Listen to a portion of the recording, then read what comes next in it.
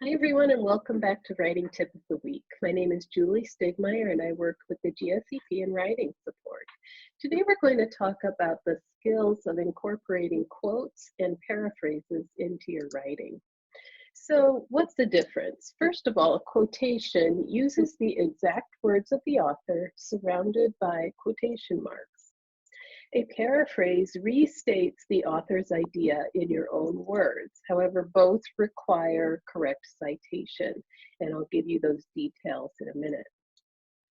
So which is better? Should you just put a bunch of quotes in your paper, or should you paraphrase?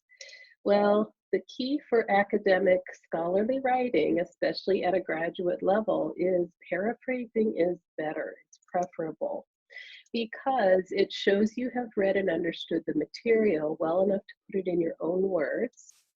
It allows you to continue to present the material in your own voice.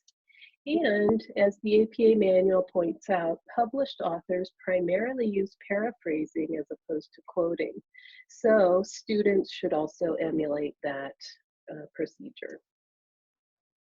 So is it ever good to use a quotation? Well, there are some circumstances when it is helpful. When the source presents an exact definition you want to retain, and when the author has memorable or special wording, when it's worded in such a way that you could not compare to that in your paraphrase, or when you want to respond to that exact wording. Then you might put the exact wording in a quotation and then respond to it. However, in general, paraphrase most of the time. If you do choose to quote, keep your quotation as short as possible. And I've put in an example here. The definition of quality of life thus refers to a standard of health, comfort, and happiness which individuals experience. So notice here a couple of things. First of all, I have kept my quotation short. It's only 4 words. Secondly, what I've done is I've woven it naturally into my sentence.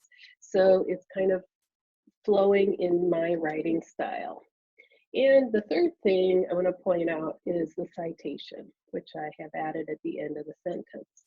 So let's talk about that a little more. Of course, you're going to provide an entry for every source that you either paraphrase or quote. For quotations, an in-text citation would look like this. You'd have the author. If there's more than one author, you can write et al. As a shorthand for and the others. Add the year and then the page number. To paraphrase, you must use the author's last name and the year it was published.